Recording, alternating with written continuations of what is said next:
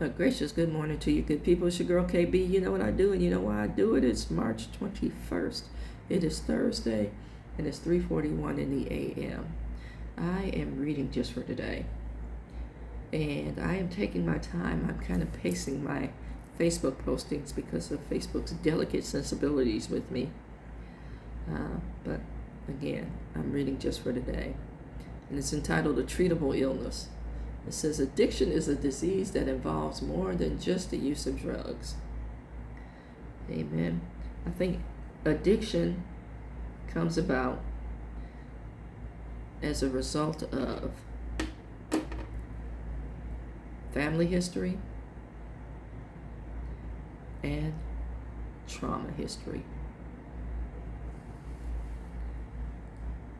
And you have to numb out, bottom line.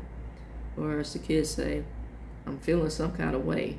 And you can't identify that feeling, you can't address that feeling, but you know the feeling is off.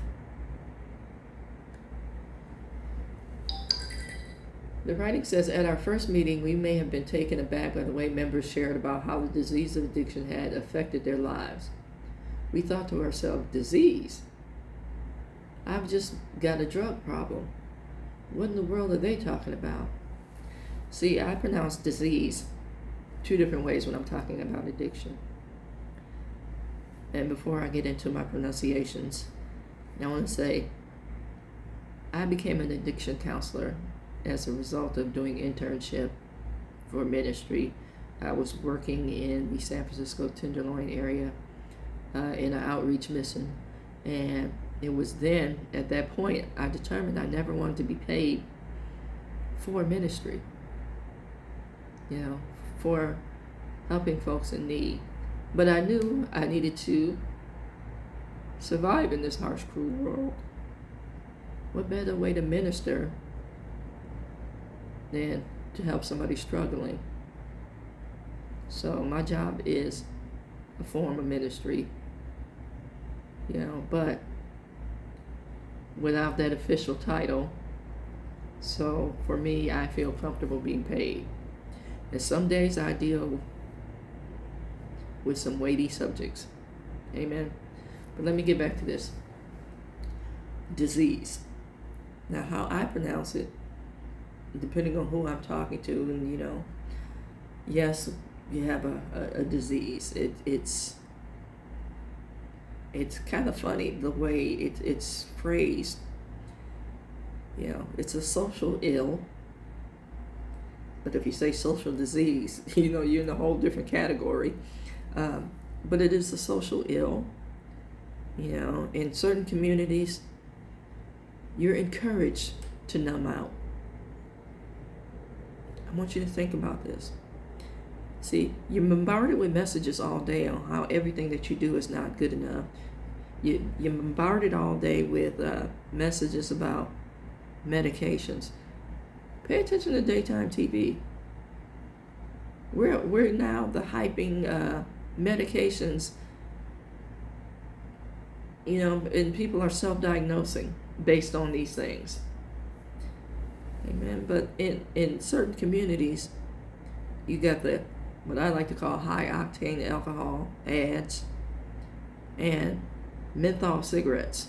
Now, not so much advertised anymore, but I can tell you that folks still smoke Cools, folks still smoke Newports, and the whole point of the menthol, back in the day, the advertising companies used to lie to you, say, oh, it's a smooth taste.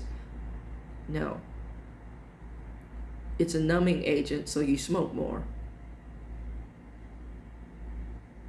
It's a smooth taste, it'll kill you faster.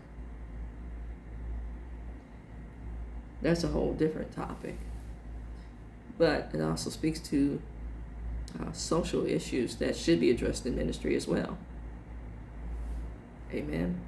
So my pronunciation is disease in the true sense of the word, or dis-ease.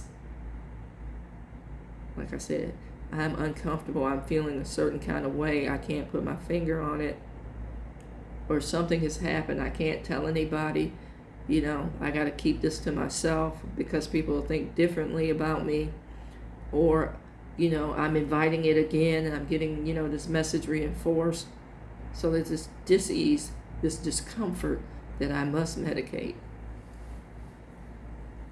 It says, after some time in the program, we begin to see that our addiction ran deeper than our obsessive compulsive drug use.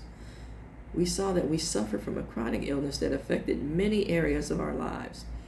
We didn't know where we'd caught this disease, but in examining ourselves, we realized it had been present for many years.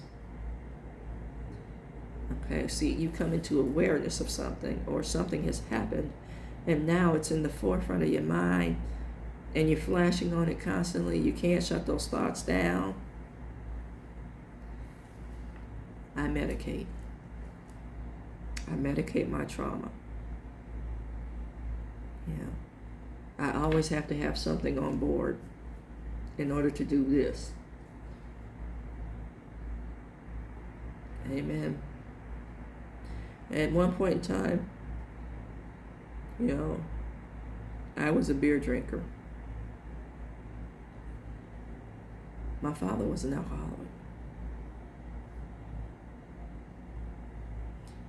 My mother had a social drink every now and again. She didn't drink to the point of excess ever.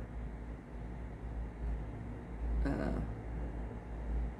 one point in time, I could say my brother had a drinking problem. My sister, God bless her heart, travels to Italy on a regular basis and has a house full of beautiful Italian wine. And shares it freely.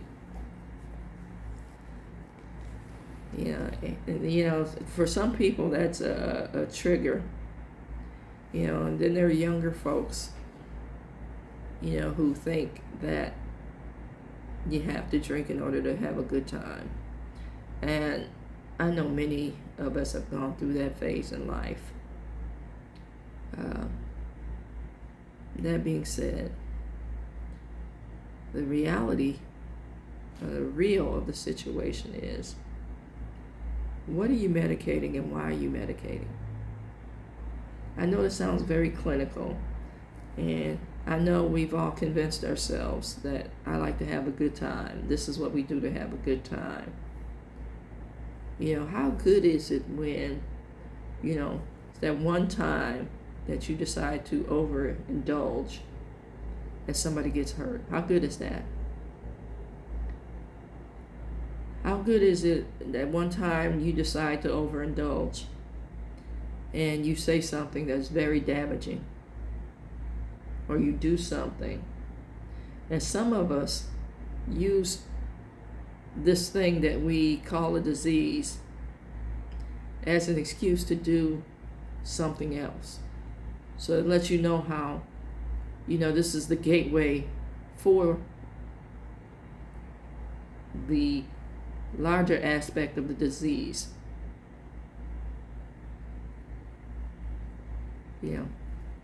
I want us to understand how we operate and how we manipulate and how we use, and I mean use in the truest sense of the word when I'm speaking of addiction.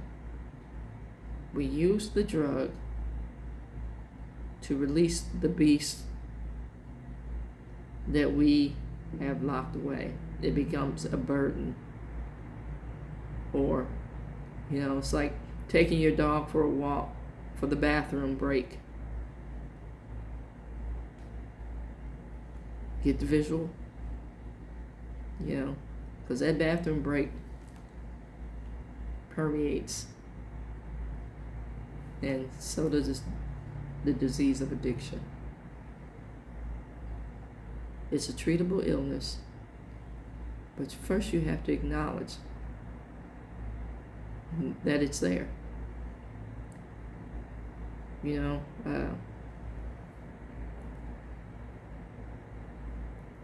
I used the pet analogy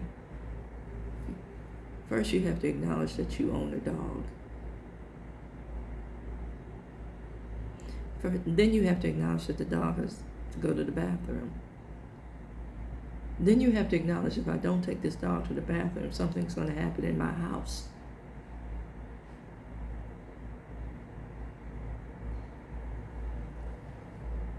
I'm just going to leave it at that. You got the picture. Are you willing to clean it up?